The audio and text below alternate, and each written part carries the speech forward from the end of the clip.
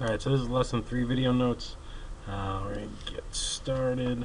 Okay, a 0 of a function. Y of x is a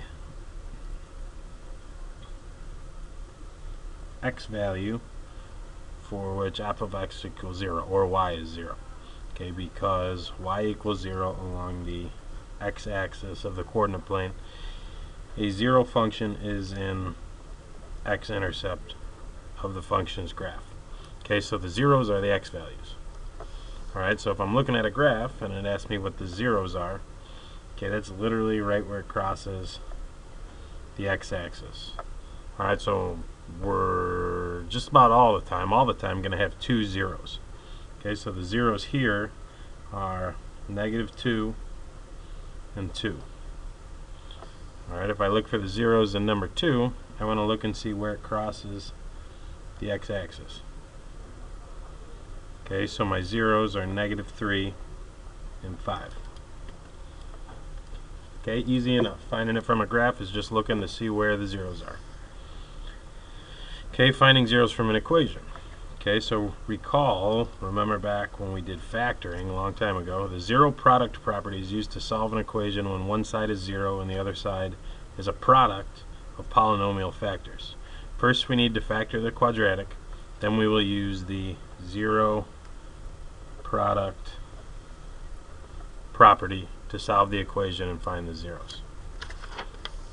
Okay, so remember here, alright, we did this a long time ago, but when we did factoring, we did our product sum chart.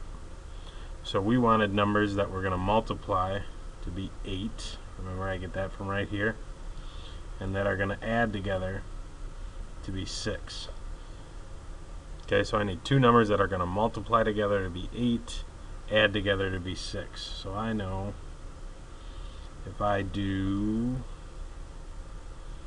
4 times 2, okay, and 4 plus 2. So 4 times 2 is 8, 4 plus 2 is 6. Okay, remember, then I take those two values and I do x plus 4, x plus 2, and I set them equal to 0. Okay, and then I split them. X plus 4 equals 0, x plus 2 equals 0, and then I can solve.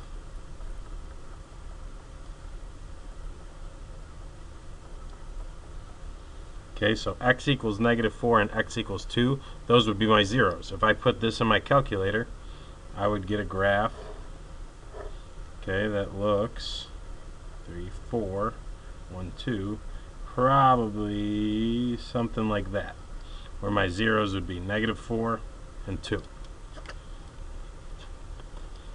Okay, let's try number 4.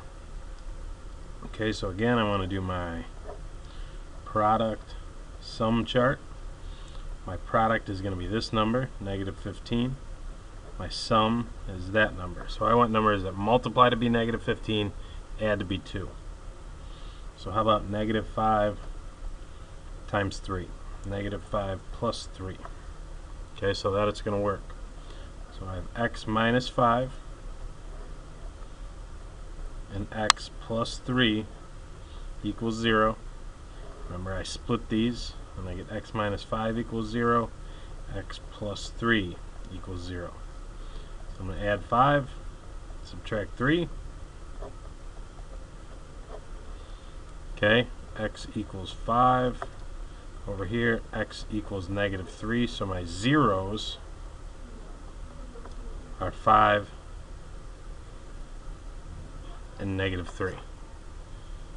Okay, again, if I graph this, okay, if I put it in my calculator just to check it, that graph's going to look,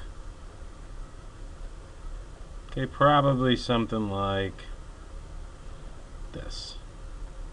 Okay, because that's where it's going to intersect.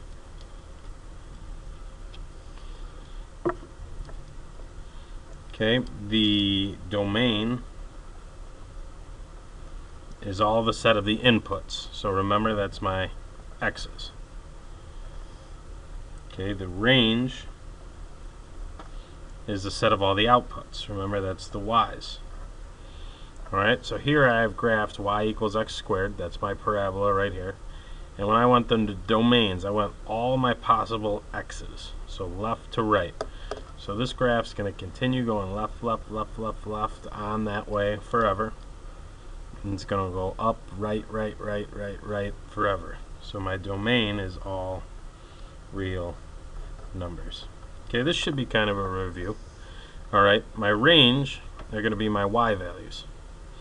So to do this, I'm going to find that minimum or maximum. Alright, that's at 0.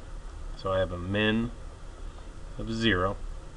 So my range is going to be all my y values that are above 0. So my range is y is greater than or equal to 0. Okay. Alright, so this says find the domain and range in the following quadratic equations. Okay, so I could graph this, alright, or I can do x equals the opposite of b all over 2a, okay, which equals the opposite of b over 2 times 1, which equals negative 4 over 2, which equals negative 2. So I know the x value is negative 2. Okay, then let's go ahead and find the y. Oops. The x value of my vertex is negative 2. So my y equals negative 2 squared plus 4 times negative 2 plus 8. You can enter this all in your calculator. I'm just doing it by hand. Negative 2 squared is 4 plus negative 8 plus 8. So this is going to equal 4. Okay, so there's my vertex. Alright, so I'm going to write this over here. My vertex is negative 2, 4. Okay, what you'll start to realize is the domain for any parabola is always all real numbers.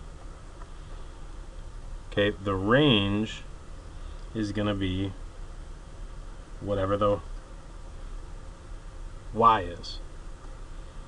Okay, so the y, and I want to see, does this open up or down? It opens up. So I have a min. If I have a min, y is greater than or equal to whatever that y value was. Okay, let's look at 6. 6 will be a little bit easier because I don't have to do all this work. So let's find my vertex.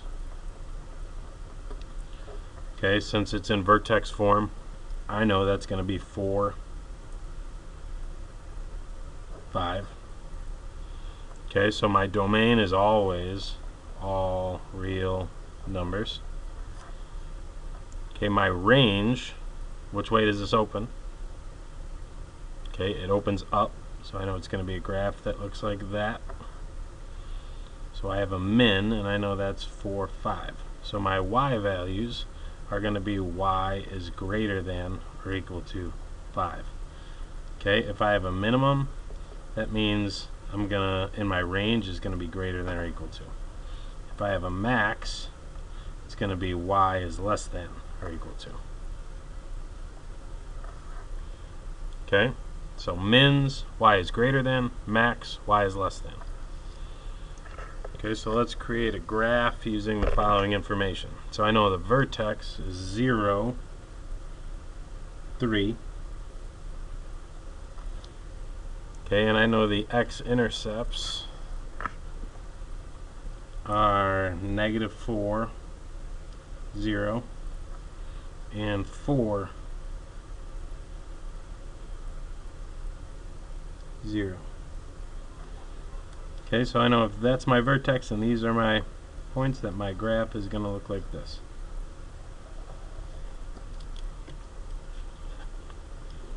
Okay, let's look at the last one.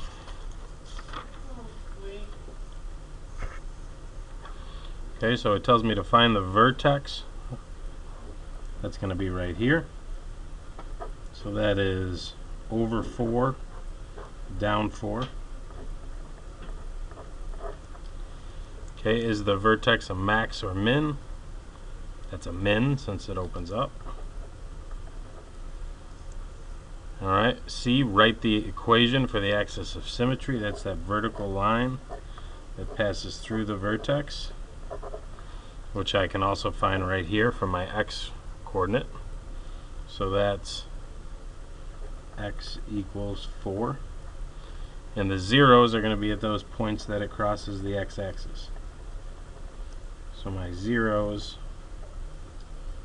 are 2 and 6.